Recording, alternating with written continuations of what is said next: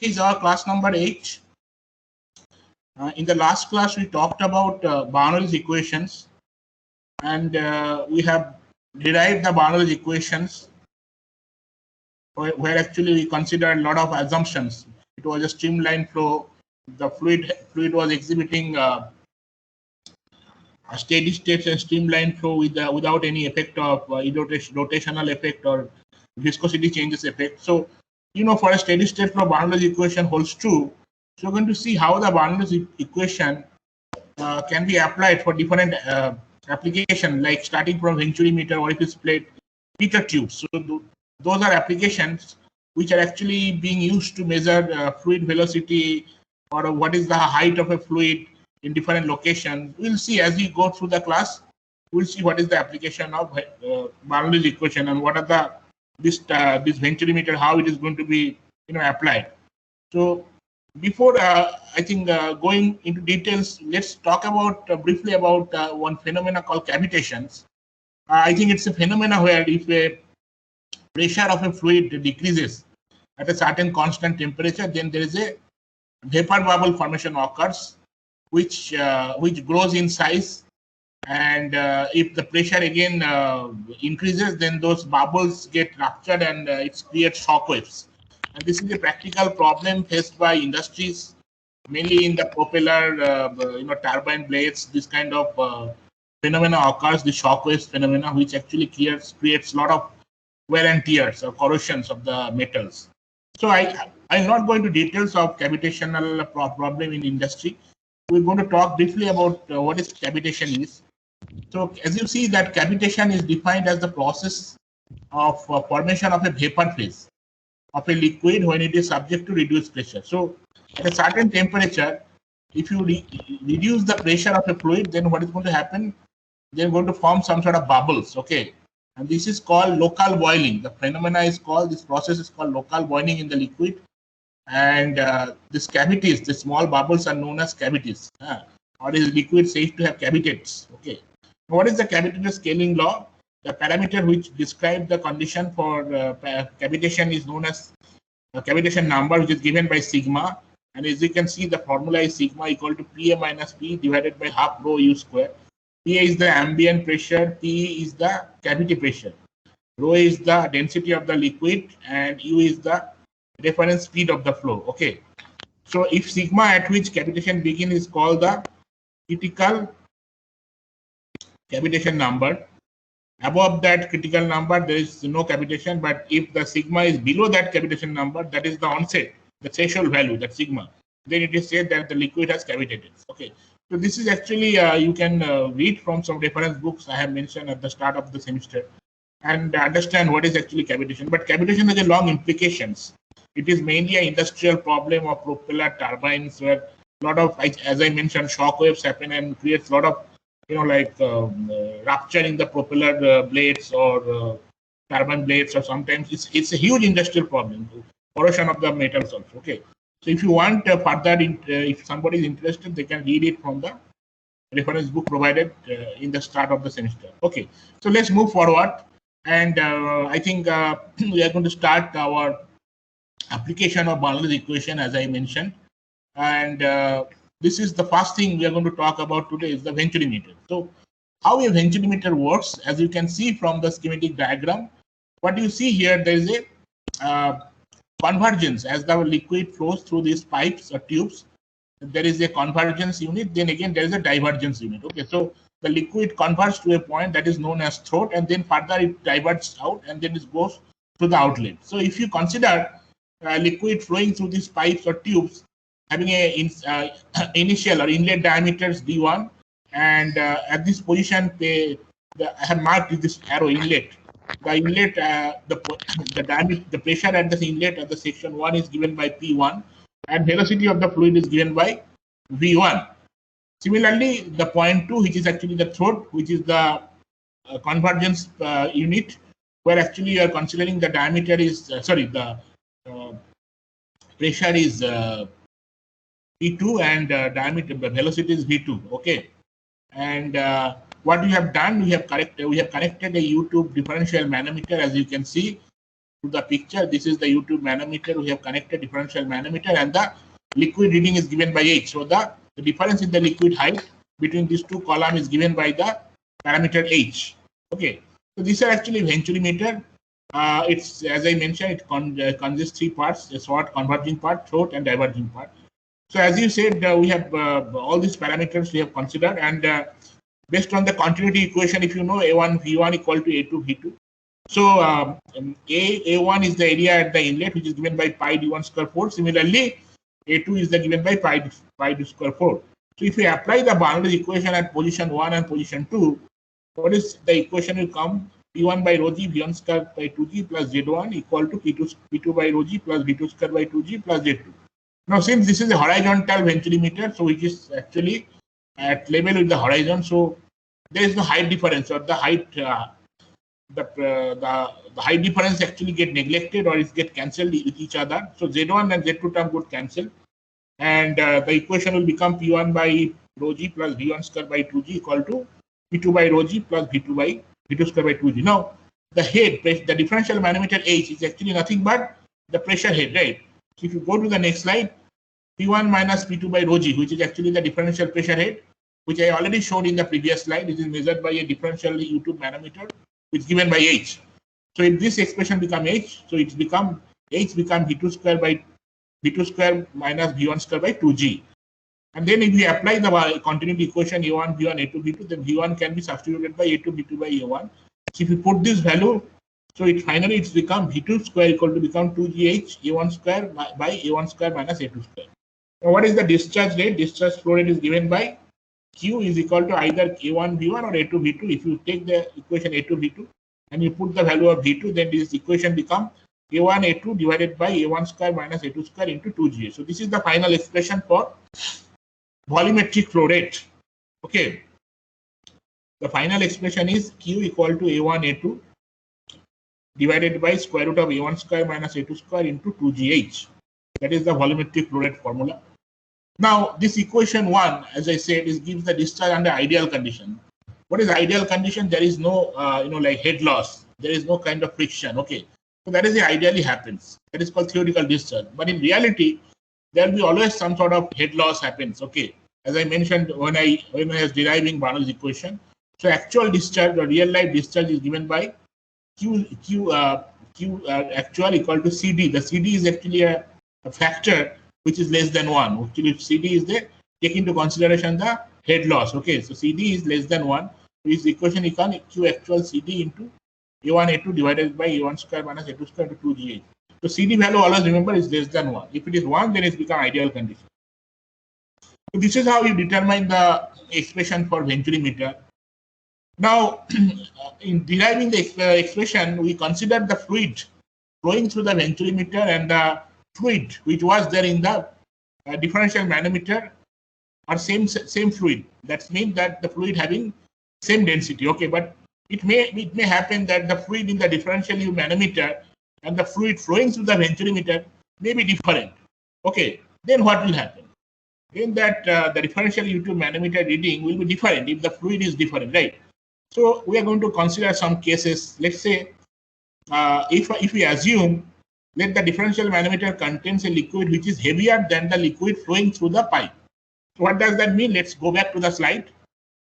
So here the fluid flowing through this pipe is less dense than the fluid which are there inside the differential YouTube manometer. Okay. So in that case, what will happen? If the difference in the heavier liquid column in U2 is given by X. So instead of H, we are considering, because now the fluid in the manometer, differential manometer is heavier than the fluid flowing through the venturimeter. So obviously that the height difference in the U2 manometer will not be same. So if the height difference in the manometer is given by X, then the for H become H equal to X times SH by S0 minus 1. So what is SH here? SH is the specific gravity of the heavier liquid, and SO is the specific gravity of the liquid flowing through the venturimeter or flowing through the pipe. Okay, that is how you derive the expression for H. So always remember, if the fluid flowing through the venturimeter is less dense than the fluid in the YouTube manometer, then this expression becomes true. And if it happens the opposite, if the differential manometer contains a liquid which is lighter than the liquid flowing through the pipe. So let's say in the U-tube manometer, the liquid may be some sort of oil, and the fluid flowing through the U-tube venturimeter is maybe a mercury. So in that case, obviously the venturimeter fluid is heavier than the fluid in the differential manometer. So this expression is become H equal to X times 1 minus SL by SO, where SL is the specific gravity of lighter liquid in the U-tube. So let's look into now case 3. What happens if you have an inclined venturimeter with the differential U-tube manometer, and the above two cases which actually which we talked about for horizontal venturimeter, now the cases will be different if it is an inclined venturimeter. So for that case, you have to take into considerations is equal to H is equal to P1 by rho g plus Z1 minus P2 by rho g plus Z2 plus the Z2 terms comes into picture. The reason is now it is a U-tube. It's an inclined venturimeter. So obviously the Z1 and Z2 term will come into picture. Okay, so H will be P1 plus rho g plus Z1 minus P1 P2 by rho g plus Z2. So this is actually now these two terms actually together is actually the pressure head. Okay, which is equal to X is times SH by S0 minus 1. That is the total expression. Okay, so this is how it happens. Now case 4, similarly for case 4, it's an inclined venturimeter in which if the differential manometer contains a liquid which is lighter than the liquid flowing through the pipe, then the value of the H is given by H is equal to P1 plus P1 by rho g plus Z1 minus P2 by rho g plus Z2 is equal to X times 1 minus SL by S0. So the expression remains same. Only thing is like now Z1 and Z2 comes into picture when it is a vertical or inclined venturimeter. The reason is very simple, because now the pressure head, which was P1 minus P2 by rho g, now additional term Z1 and Z2 will be taken into consideration, because now since it is not parallel to horizon, so Z1 and Z2 are not equal to Z or equal to 0. Okay, that's how you derive the expression. So let's look into first one numericals. How to derive the expression. A horizontal venturimeter with inlet and throat diameter 30 centimeter and 15 centimeter respectively, used to measure the flow of water. The reading of differential manometer to the inlet and the throat is 20 centimeter of mercury. Determine the rate of flow. Okay, take discharge coefficient CD 0.98. Specific gravity of mercury and water is given 13.6 and 1 respectively. Okay. So inlet diameter is given 30 centimeter. So the area will be pi d square by 4. We calculate 706.85 centimeter square. Similarly, at the throat, the diameter is 15 centimeter. So A2 will be pi d 2 square by 4, which will be equal to 176.7 centimeter square. CD is 0.98. The reading of the differential manometer X is given 20 centimeter of mercury. So what will be the expression for H? The difference for the pressure head H will be X into SH by 0 minus 1. Because given S is given, X is given 20, and specific gravity of mercury and specific gravity of water is given. So if we put together all these values, then it will be 252 centimeter of mercury.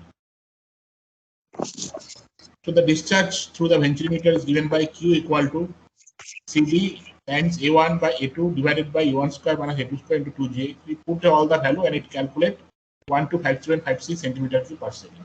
That's how you calculate. Okay. An oil of another problem is look into this. An oil of specific gravity 0.8 is flowing through a venturimeter having inlet diameter of 20 centimeter and the throat diameter 10 centimeter. The oil mercury differential manometer shows a reading of 25 centimeter. Calculate the discharge of oil through the horizontal venturimeter. Take CD 0.98, specific gravity of mercury 13.6. Okay. Similarly, all the parameters are given. Manometer reading X given 25 centimeter. So the difference of pressure head will be. See, here you have to see that, because why I'm using this expression, the reason is very simple. First, the oil is flowing through the venturimeter, which is having a specific gravity 0.8. And the differential manometer uses a liquid, that is mercury, which is having specific gravity 13.6. So obviously the liquid in the U-tube manometer is heavier than the liquid or the fluid flowing through the venturimeter. So the expression that case 1 will come into picture. Okay, that is H equal to X SH by S0 minus 1. So you put all these value and calculate H 400 centimeter oil. D1 you can calculate A1, D2 you can calculate A2. Then discharge CD coefficient of discharge given 0.98. The discharge Q is given by this formula, and you calculate 70.465 centimeter cube per second, or in liter per second, you just divide it by 1000, 70.465 liter per second. Okay.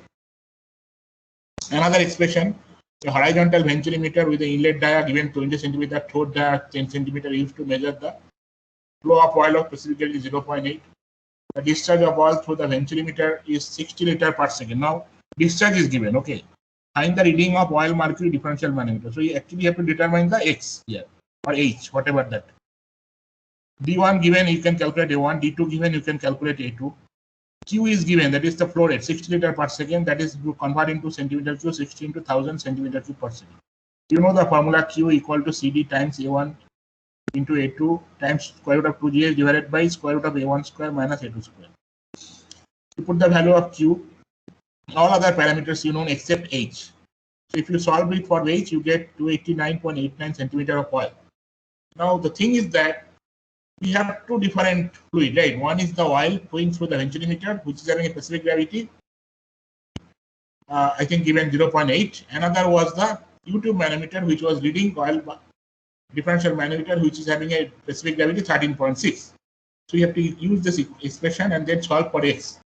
So just like the opposite one, what we did the previous two examples, here you calculate first H and then solve for X. The X is actually 18.12 centimeters. So that will be the differential manometer reading in the mercury differential manometer reading. Okay. So these are the different numericals I solve for horizontal venturimeter. I think another example, it is actually vertical. This one is for the vertical venturimeter. A 20 by 10 centimeter venturimeter is inserted in a vertical pipe carrying oil of specific gravity 0.8, the flow of oil in the upward direction. So upward direction means it's a vertical. You have to understand by reading the numerical, this is a vertical venturimeter. Okay, the moment you read upward direction, means it's not a horizontal venturimeter, it's an upward or inclined venturimeter. Okay, the difference of level between the throat and the inlet given 50 centimeter. Oil mercury differential manometer gives a reading of 30 centimeter of mercury. Find the discharge of oil, neglect losses. Diameter of the inlet given, you can calculate A1. Diameter of the inlet outlet given D2, you can calculate A2. Specific gravity of mercury and oils are given. Differential manometer reading also given 30 centimeter, that is X. So what will be the expression? H will be P1 pi rho G plus Z1. See here, Z1 and Z2 terms comes into picture. Why it is coming? Because now it's a vertical venturimeter, so Z1 and Z2 are not equal. Okay, which is so this expression is equal to X times Sg by So minus 1. You put the value of X. We have taken here the value of X, and then you calculate all this, and it's given 480 centimeter. Okay. Now this is 480 centimeter is H. Okay, because you calculate all the value. Now discharge is, what will be the value of discharge? You know all the parameters and calculate. That will be 78 centimeter. See, the Z1 and Z2 not actually been utilized, but still you have to use this expression, because see, the problem here, only manometer reading was given, Z1 and Z2 was not given. But since it's a vertical U-tube manometer, vertical venturimeter, you have to take into this expression.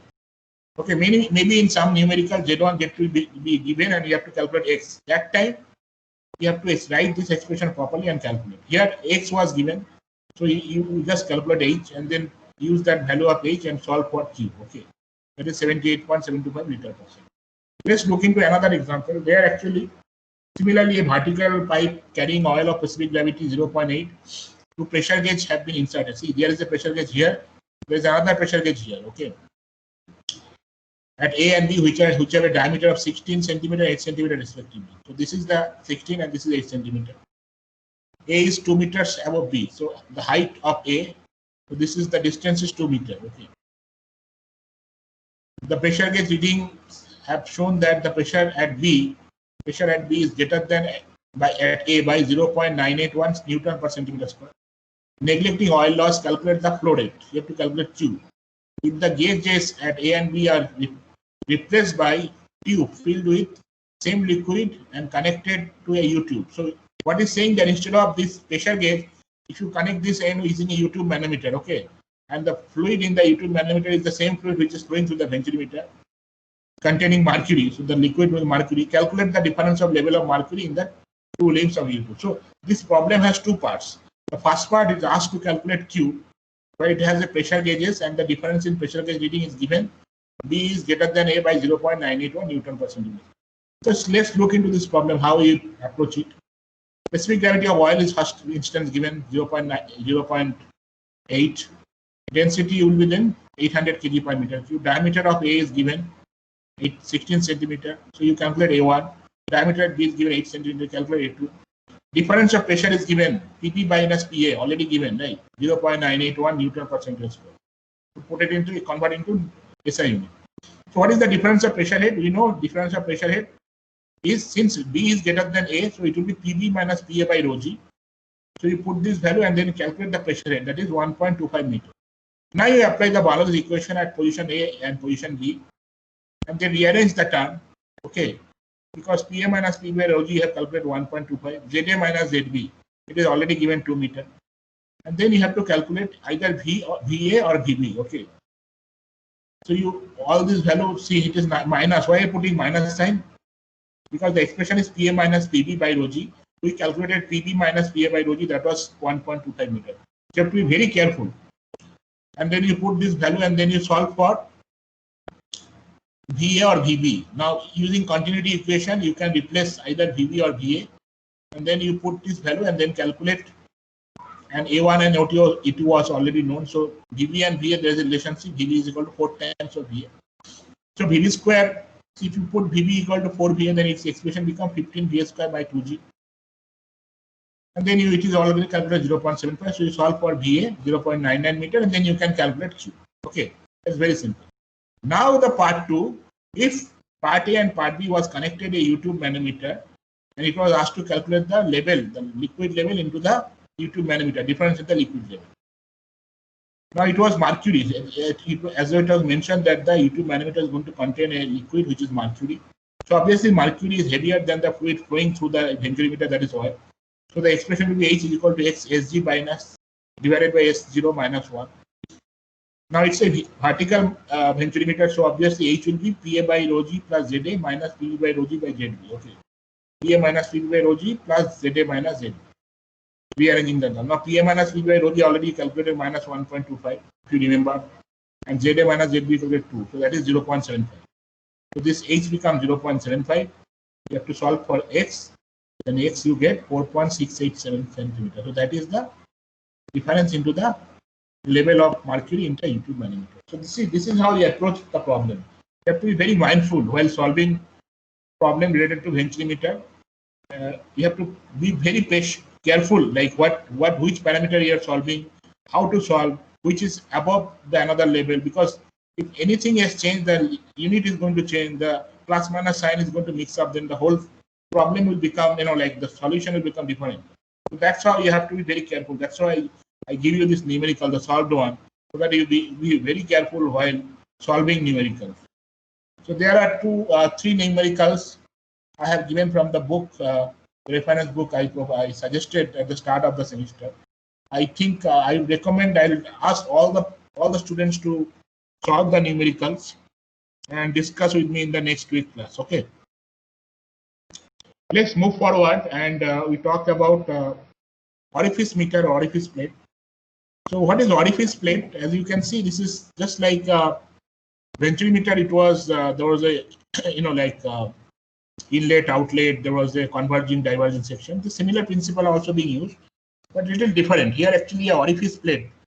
The dark region you put through a horizontal tube. So what happens? The fluid get restricted. The fluid velocity or the fluid movement get restricted because the cross-sectional area at this point is very minimum. So obviously, if fluid is flowing from left to right, and since the fluid, there is a restriction in the fluid flow, the fluid will try to pass very swiftly or very quickly through this opening, through this orifice opening. Okay. So what happens by doing so? A region is created where, you see, the region is created where the fluid velocity, or at the diameter, the cross-sectional diameter, where the the diameter is least and the fluid velocity that is maximum. Okay, so that region is this one. Here I have pointed a vertical line. So this is called vena contracta. Okay, so vena contracta is a region of a fluid where the fluid stream, where the diameter of the stream is the least and the velocity is at its maximum. The reason is very simple. As you have a orifice plate, the fluid movement get restricted and then it try to pass through this small opening. So what happens, the fluid ejected very fast through this region. And at a certain location, little bit away from the orifice plate, the fluid velocity is maximum. So that is known as vena contracta. It's been graphically represented here also. You see here, this is my inlet flow, that is D1, okay. And the opening, the diameter of that orifice plate is D0. So what happens, the moment it comes out through this orifice plate, a region is created where this is the region where the fluid velocity is maximum and the diameter is minimum. And then it actually it's diverged out. Okay. So this region is called vena contracta. And it is given by the diameter dVc. Vc stands for, the subscript stands for vena contracta. D1 is the inlet diameter and D0 is the, or D0 is the orifice diameter. So coefficient of contraction is given by Cc, area of the vena contracta, area of the orifice. So area is proportional to diameter. You can say that Cc is nothing but dc by d0. Okay, dc by d0. We'll see this in the next slide. dc by d0 is the Cc, that is the coefficient of contraction. And then at position 1 and position 2, the position 1 is the inlet and position 2 is the vena contracta. If you connect a differential manometer with some fluid inside it, so it will give you a reading because of the difference in the pressure head in the position 1 and 2. So that's how you calculate. If you know the velocity at one location, you can calculate the velocity and the pressure, whatever the parameter at the other location. That's how the orifice meter, orifice plate is being developed. Now, what is the role, what is the purpose of an orifice plate or orifice meter? It is mainly been used to measure rate of flow of a fluid through a pipe. It's a cheaper device compared to venturi meter because you just need an orifice plate. It consists of a flat circular plate, as I just mentioned, which has a circular shape edged hole called orifice. So this is the circular edge hole called orifice. The orifice diameter is kept generally 0.5 times the diameter of the pipe. So if diameter of the pipe is 10 meter, the orifice plate diameter should be around 5 meters. Okay, something half of the diameter of the pipe, and it varies between 0.4 to 0.8 times the pipe diameter. And yes, and median is 0.5, but it's generally vary from 0.4 to 0.8. Now a differential manometer is connected at 1 and which is at a distance of about 1.5 to 2 times the pipe diameter upstream. So it is from the start of the pipe diameter, it is little 1.5 to 2 times in the upstream direction, okay, or in the forward direction from the orifice plate. And 0.2 at which is the distance of about half the diameter of the pipe. 0.2 is the vena contracta, which is half the diameter of the orifice in the downstream from the orifice plate. So this 0.2 is like in the downstream half the diameter of the orifice diameter. Okay. So let us assume that pressure, velocity, and area of the pipe at position 1 and 2 are respectively P1, V1, A1, and P2, V2, and A2. Okay, just like the normal 1 and 2 subscript when used for position 1 and position 2. And if we apply the Bernoulli's equation, and then we rearrange the terms, so this will be P1 plus P1 by rho g plus Z1 minus P2 by rho g plus Z2 will be the H, that is the differential head. This is also we saw well deriving the expression for venturi meter, if you recall. Okay, so H will become V1. So this expression become H V2 square by 2g minus V1 square by 2g. So you can write V2 is equal to square root of 2gh plus V1 square. Okay. Now, as we saw last slide, in section 2 is at the vena contracta, and A2 represent the area at the vena contracta. So A2 is actually vena contracta. Okay, because A2 was at the place right at the vena contracta. Now, if A0 is the orifice, area of the orifice plate, then we have already saw that Cc is nothing but the area of the vena contracta divided by area of the orifice plate. So Cc will be A2 by A0, where Cc is the coefficient of contraction. So you can write C2 equal to A0 Cc. So A1, V1, A2, V2, you can rearrange this term. And if you put the value of A2 equal to A0 Cc, so it become V1 become A0 Cc by A1 into V2. And if you put that value in the expression and rearranging the term, the V2 is becomes square root of 2gh divided by 1 minus A0 by A1 square into Cc square. So what will be the discharge rate? Discharge rate will be Q equal to V2 into A2. So if you multiply V2, A2 already I have seen A0cc. So V2 into A0cc. Now V2 already have derived. So A0cc square root of 2gh divided by 1 minus A0 by A1 squared cc square. Now this expression is further simplified by using an expression. We assume, this is an assumption is being made, that CD is equal to CC into square root of 1 minus A0 by A1 square divided by 1 minus A0 by A1 square into CC square. So this is an expression we hold, which is the CD is the coefficient of discharge. We are assuming this is CD is equal to this. So if you multiply this, so the CC will be then this, the denominator times CD divided by numerator. Let's look into next slide. CC will be similarly just multiply the other side. And if you put that value of CC in this previous slide, so CC was this, right? So if you put this value of CC in this expression, the Q will be A0 into CD, and this term into this term was that square root of 2gh, right? So this term again comes into picture. So these two terms get cancelled. That's why I put an arrow here. So this comes first, and then this term get cancelled. So Q becomes CD A0 square root of 2gh 1 by minus A0 by A1 square.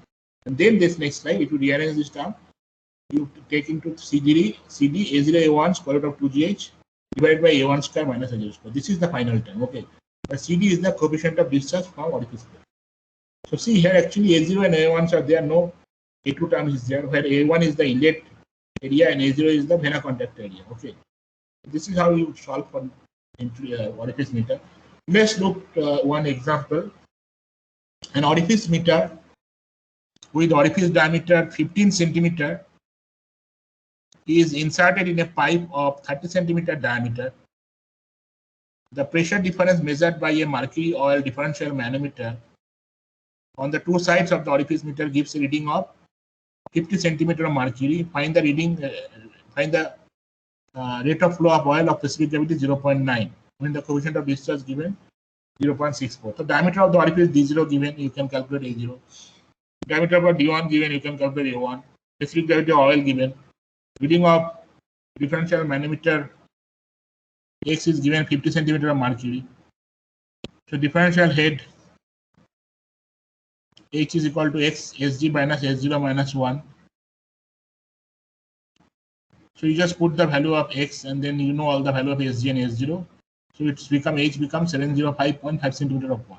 And then you put this value in the original expression and calculate for Q. Okay, so that's how it's very simple. Look into this. There actually you still need to use the expression which you derive in the Venturi meter. So the expression we derive in the Venturi meter is pretty much universal, okay, which is applicable to Venturi meter, orifice meter, even the Pitot tube. Okay, this expression is universal. This is true. Whenever there is a universal, whenever there is a U-tube manometer which is having a fluid heavier than the fluid flowing through Venturi meter, orifice meter, and if it is a horizontal Venturi meter, then this expression will hold true. Similarly, the other expression, that is H equal to X times 1 minus SL minus S0 will be true if the fluid flowing through the Venturi meter or orifice meter is heavier than the fluid in the differential manometer. Okay. So there is another problem is given. So this problem you please solve. And another problem, another numerical, I think I solved it so that it become easier for you to understand. The orifice meter with the orifice diameter 10 centimeter is inserted in a pipe of 20 centimeter diameter.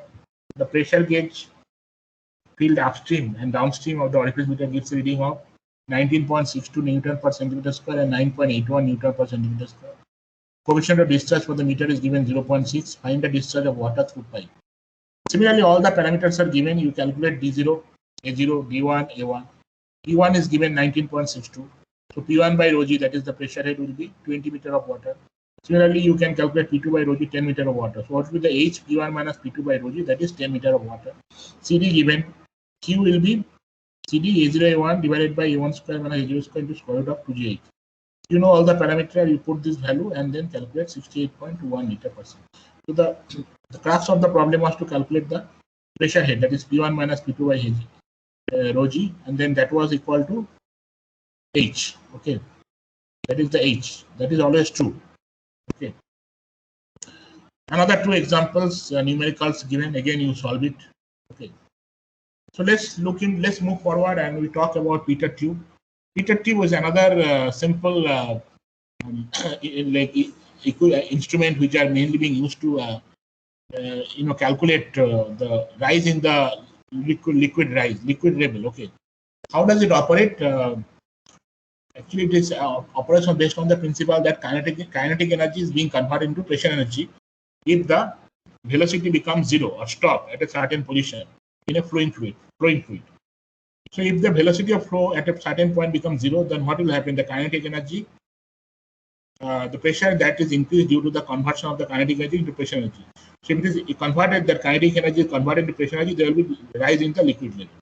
So let's look into this, how does it derive, or how does it operates. It's a glass tube that is held upright position at right angle. And it's a horizontal to the stream of fluid.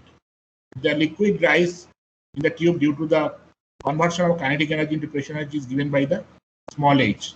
So initially there was a liquid rise h, okay, but if that velocity becomes zero at the position 2, then there will be rise in the liquid that is given by h.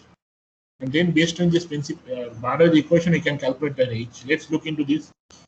So we have calculated so there are two positions. One is that is far away from the Peter tube, and the position is 2, which is where the kinetic energy becomes zero, the velocity becomes zero. Okay. So Barrow's equation at 1 and 2 position, if we apply, since it's a horizontal, Peter tube is horizontal to the ground, so Z1, Z2 is 0. And I mentioned V2 0, that is velocity becomes 0 at position 2. Now P1 by rho g, that is the pressure head at position 1, that is equivalent to capital H. So at the far away there was a liquid rise due to that pressure head, that was capital H. And P2 by rho g, because velocity becomes 0, will be given by another h plus h, that is small h. So you put all these value h plus v1 square by 2g plus h plus h is cancelled. So v1 becomes square root of 2gh. And actual velocity, because there is some sort of head loss, is given by v1 equal to cv square root of 2g. So that is the expression, v1 equal to cv by 2g for coefficient of Peter tube. At any point, velocity is given by cv into square root of 2g. And these are some expressions given: velocity of flow in a pipe by Peter tube. There is a piezometer tube is being given, fluid flowing. So piezometer actually measures that height, liquid height, okay, into the Peter tube. That is the simple concept. So other, like different geometric of Peter tube, Peter tubes are given. Peter tube is connected with the piezometer tube that is inverted. Another is Peter tube in a vertical piezometer, which is having a liquid flowing into the vertical vertical piezometer. So that will be measured by X. And this last one is the Peter tube, which consists of 2 circular concentric tube, and inside of other with some. So there is a 2 Peter tubes, okay, with some annular space in between. The outer of these 2 tubes are connected to the differential manometer. Here is a differential manometer. When the difference of pressure in is measured by keeping the distance of the level of manometer x, then x is equal to x sg minus s0 minus 1. So these are different examples. Nothing, all are based on the principle of Peter tube. Only the geometry is different, and the position of some has piezometer, some has differential manometer. It's very straightforward. Let's look into some numericals. A Peter tube is inserted in a pipe of 300 mm diameters. The static pressure in the pipe is 100 mm of mercury. Vacuum, that is given vacuum. The stagnation pressure at the center of the pipe recorded by the Peter tube is 0.981 Newton per centimeter square. Calculate the rate of flow of water through pipe if the mean velocity of flow is 0.65 times the central velocity. Take Cv 0.85. So first diameter is given, you calculate area. Static pressure rate, that is given 100 mm mercury. Negative, that will be negative pressure because of vacuum pressure. So 100 mm mercury is 100 divided by 1000 meter, and then density of mercury is 13.6 because 100 mm of mercury. So then to multiply by density of mercury, it's become 1.66 meter of water, because the mercury, the vacuum pressure, the static pressure of mercury has to be converted into static pressure of water. That's why multiplied by density of mercury. So that will be equal to minus 1.36 meter of water. Stagnation pressure given 0.981 Newton per centimeter square, which is 0.981 10 to the power 4 Newton per meter square. And the head will become, this is pressure, so you have to divide by rho g, rho of water and g, it become 1 meter. So the H, that is the rise into the pitot tube, that will be stagnation pressure minus static pressure. Why minus? Because that was in vacuum pressure. So H1 minus 1.36, that will become 2.66 meter of water. Now central line velocity will be Cv into square root of 2gh. Cv is given 0.85. I think 0.98. I have solved it for 0.98. Maybe it's a mistake, but you can calculate 0.85. Just and then you put the value of 2gh, it becomes 6.668 meter. And it was given that mean velocity of the flow is 0.65 times the central velocity. The mean velocity will be 0.65 into central velocity, that is 6.668. So it will become 5.6678 meter per second. And rate of flow, you just multiply the velocity with area. Area already you know, right? 0.70. And it becomes 0.4006 meter cube per seconds. Okay. I took it from reference slides. The same expression. If you have difficulty to read my handwritten notes, the quantitative expression are similar expression what I have derived.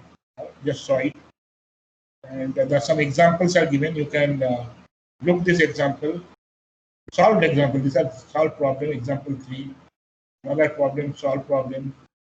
I think you can read this. It's very straightforward. With this, I'll stop.